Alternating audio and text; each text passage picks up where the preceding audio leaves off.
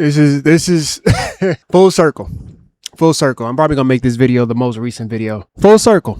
And now he's going on an apology. I won't say apology tour, but he was loud and wrong. And the thing about this is there are people that's giving him grace with what he said because they want to give him grace for all of the frustrations that we have amongst our black people, right? Because let's just keep it a buck. A lot of our black people are not on the up and up. But in that fucking video that he had, he is still showcasing fucking scammers. 19 Keys is not a fucking... Like, I'm gonna just keep it a buck. I've had my instances of dealing business with 19 Keys or at least investing money within 19 Keys. And he's still cool with him. He's still a part of the EYL crew. And he was saying how people were alleging that he basically have scammers in his crew. You still do. You still do, EYL. You still do. So, like, alleging nothing. Like, nigga, we have, just do your research on 19 Keys scamming cryptocurrency scam. Just look that up on YouTube. That's all I need to say about that.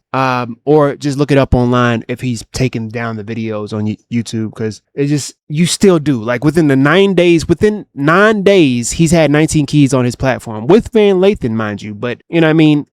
And I don't really, all I'm gonna say is this: be careful on who you get your financial information from.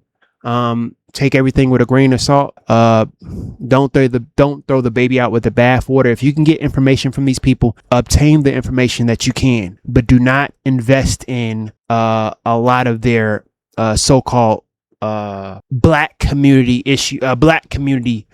Clearly don't invest in that shit, because that's not what they're doing it for. That's what they said, right? But I'm gonna let it play. Because I'm going off on a tangent. The reason why I'm going off on a tangent is because I did not know that 19 Keys was in the fucking video that they had, that he went off on when he was talking about, I'm not doing this for the black community.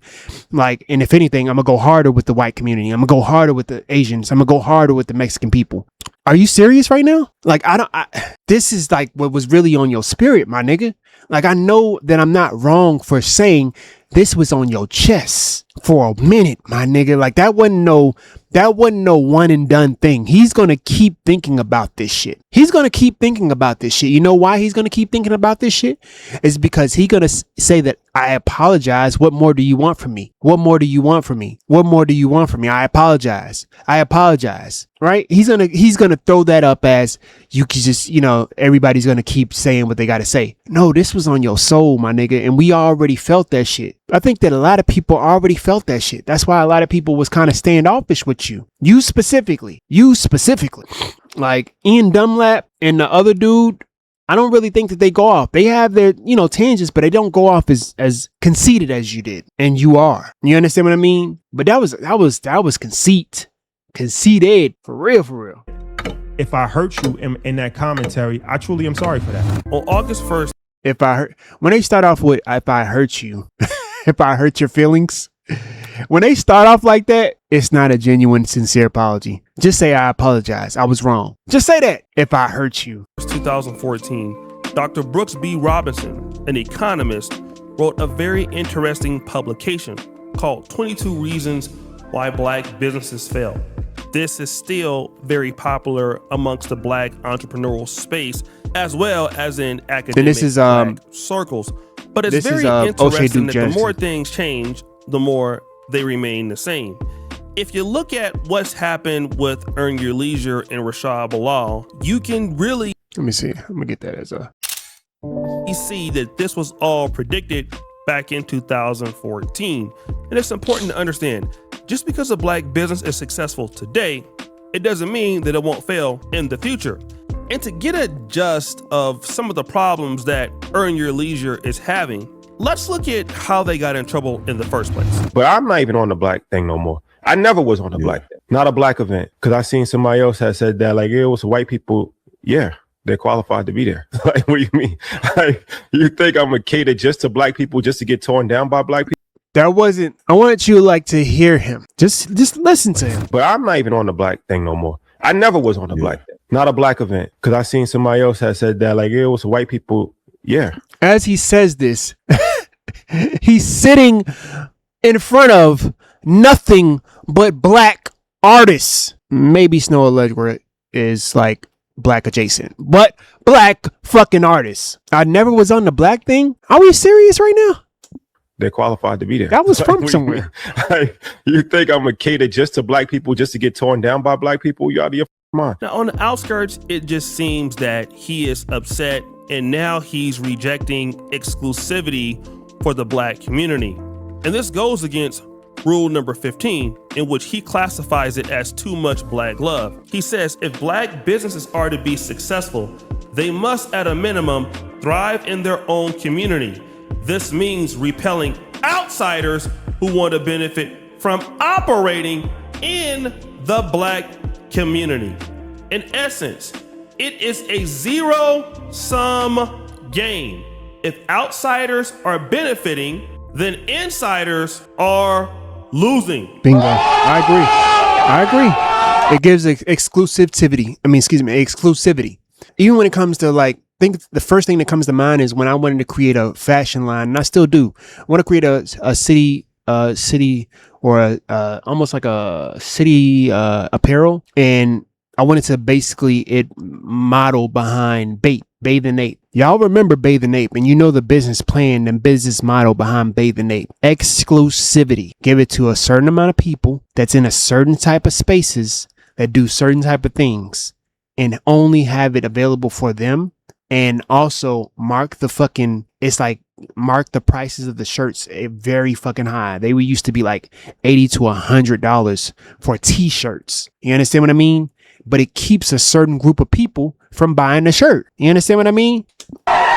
When potential And it patrons made those of black prices, businesses- it made the want and the value of those shirts even higher, because not everybody could get in the club of Bathe and Ape. You had to have a certain amount of money. show their love And by they would sell out patronizing quick. non-black businesses in the community, they reduce the chances that black businesses will succeed. Now, what happens is if you start to have non-black people come to InvestFest, then what happens is those non-blacks will be able to set up booths. They'll be able to set up courses.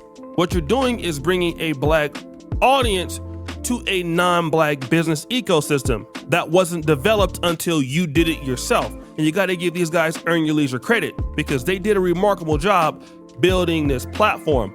But this is a no-no. This is the same mistake that people would say that Ebony and Jet made when white companies started advertising to that black base in the 40s and 50s.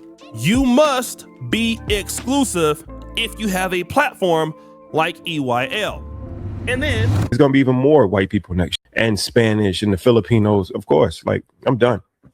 It's been real. Yeah. What y'all for what? The only thing you're gonna do is criticize it and tear it down. You and not pay and want to get it for free anyway. this All those stereotypes. Again, he don't want those stereotypes put on him when it comes to people that look at black people, like other races of people that look at black people. It's the most sickest shit, bro. statement breaks rule number 3, a poor business plan. We're talking about a business plan. It's not just what you have for the future. It's also communicating to your customers. As he says here, one aspect of a sound business plan that is often overlooked, but that we will highlight here, is the requirement for a strong communications plan. He didn't communicate very well. Specifically, it is important for new entrepreneurs to have a solid sense of the unique value that their business represents, and that they have a designed, well-defined method for conveying a clear message of value about the value of their business to the public. to the Yeah, because he was so frustrated. Again, it was a way that he went about it. When it came to before this blow up happened, it was a way that he went about doing the quote unquote bidding war. When it came to him not liking how Atlanta handled a lot of EYL's events within Atlanta, so he goes to a New York fucking radio show to discuss his qualms. That is not a good way, and it's not a well-defined method for conveying a clear message of the value of your business to the public to get people to be like, I want to take you on. So even if you was to have qualms and grievances against Atlanta, the way you went about it, I even know that, nigga, and I'm not even in business, but the way that you went about it is kind of like the situation where Megan Thee Stallion, give it to the niggas that don't understand. When you go about slandering a man that you said basically, first of all, the quality of the man that you pick, right? You're putting yourself back on the market because he allegedly cheated in your books, right? But the way you went about saying that man basically cheated on you, did whoop-de-whoop and all that, blah, blah, blah, you know what I mean? And people are looking at you, and you are rightfully so to have your grievances if they are conveyed clearly to the public that you were wrong, right? But the way that she went about it, it fucked up her. Like it's like she stepped on her own work. She stepped on her own work, meaning she basically put her foot in her mouth, because she could have went about conveying the message that I was hurt and I was harmed with this, the way that Klay Thompson did what he did to me, right? But I'm gonna leave it at that. We went our separate ways.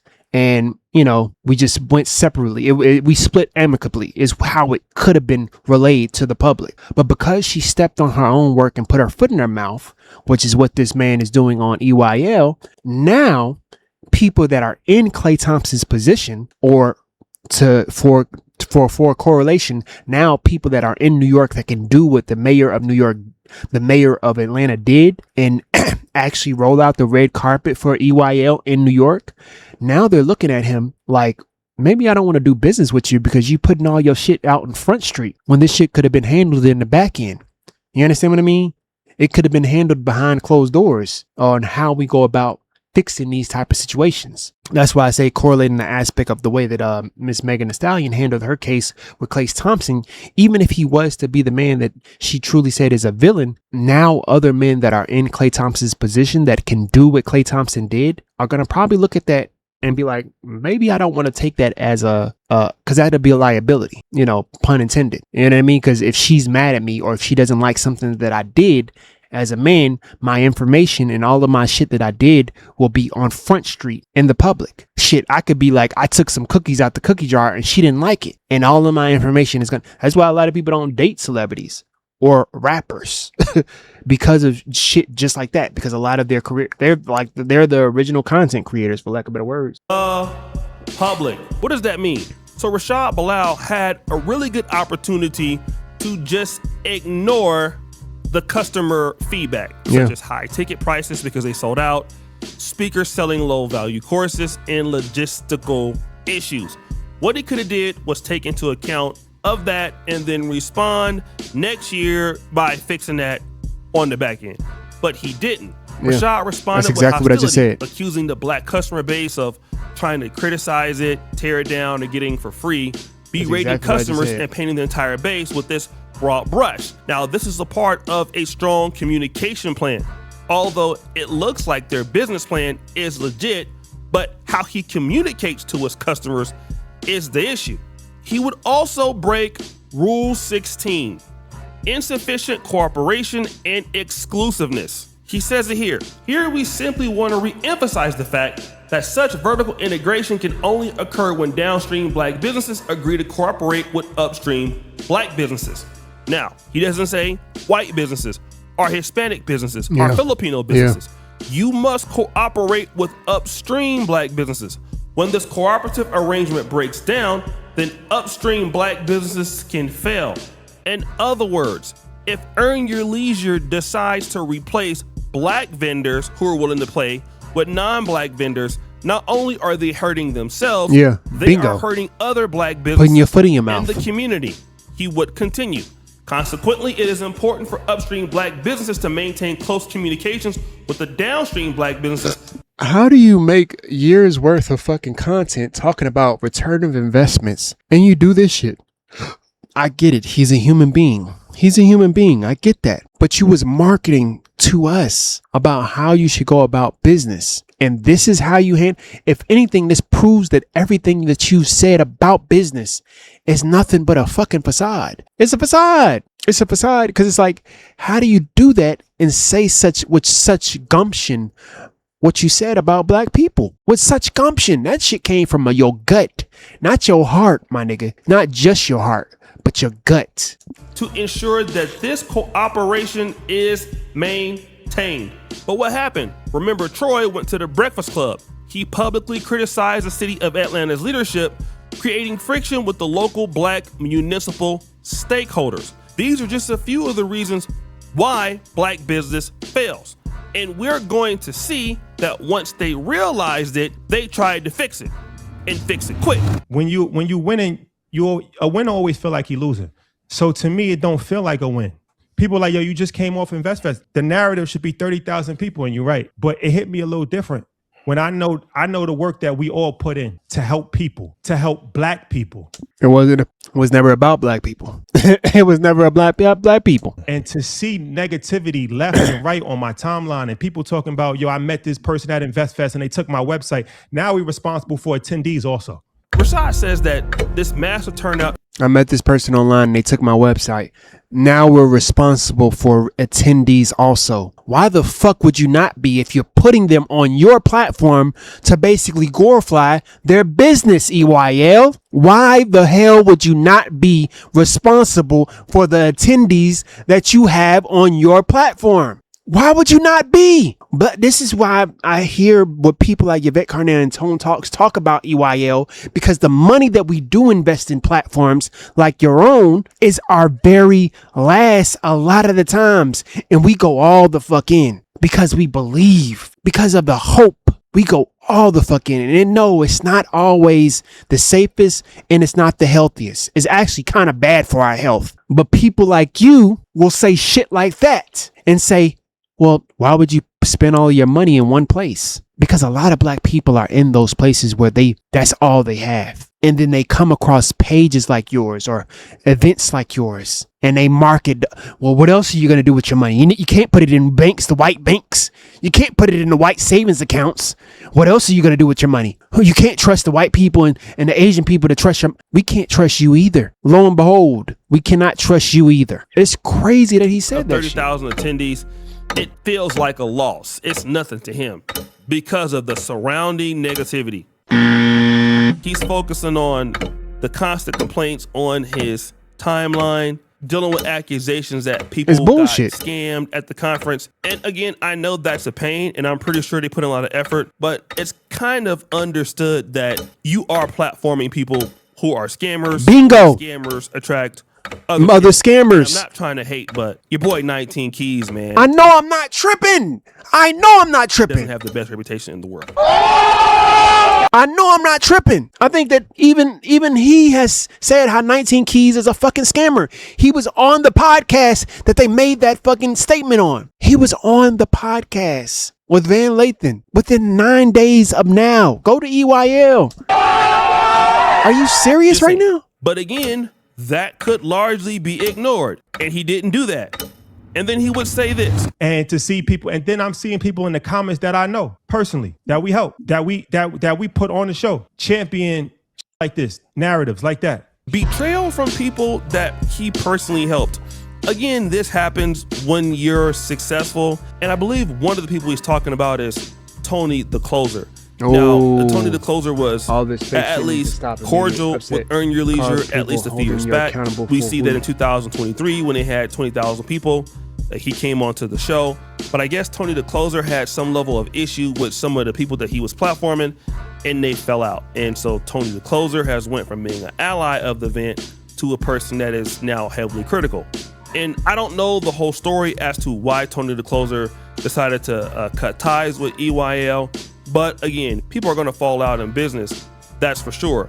But you just had a major success. You had largely a lot of people speaking very good about the event, despite what other people may or may not be saying.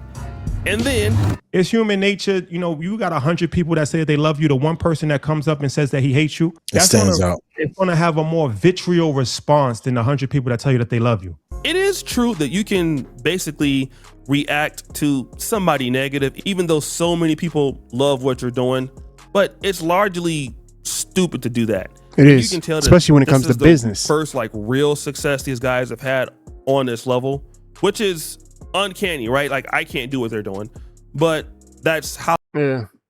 I think that when it comes to the EYL, they're human. They're human. I want to start with empathy. They're human. That empathy is thrown out the window because I don't think that the same type of empathy would have been shown to people that look like him in lower, I don't know how else to say it, but lower positions. A lot of this shit just is, is ruling really fucking with my spirit, because it's kind of like, I hate the fact that he's platforming people that clearly are scammers and then getting mad at the people for calling the scamming out, right? Which then makes me still feel as though your platform is nothing but uplifting people that got money. No matter how they got that money, no matter how they obtain that money, no type of moral or ethics with that money. A lot of the times when they first started, they was uplifting a whole bunch of people that basically went about going about credit, and how you can illegally and legally take certain things off of your credit, even if it wasn't like, I was even interested in that shit. I'm not gonna hold you, like trying to figure out in what ways can I go about getting this credit off of me. And when I realized that sometimes this shit can be considered illegal about the way that they go about it, I was like, yeah, I'm gonna just go ahead and let that shit fall off in the next 7 years, because you're not gonna have the IRS on my ass talking about some tax and shit like that. Yeah, I'm cool on that. But I'm gonna let y'all watch the rest of the video. It's nasty, man. It's sad because I want to see black people do good. It's just that when black people get in positions of power like these two young men, and I really don't think it's him. I just think it's him. I think it's just him and his ego. Even Ian Dunlap has made sure that I do my own thing. I got my own business, and I just, partake in, their business from time to time. But it's like the 19 Key shit. They, like I said before, they're too cool and buddy with this nigga. He's a charismatic scammer at best. That's all I can say. Like, there we go, man. Just be safe with your money. I say all I have to say is be safe with your money. Black people specifically, be safe on who you invest in, because a lot of these black people like EYL and that move like EYL do not have your best interests at heart. We've seen it far too many times when it comes to black people doing this type of shit with us in our community and our money. I'm just gonna keep it a buck with you. Like that, we gone. Bankai.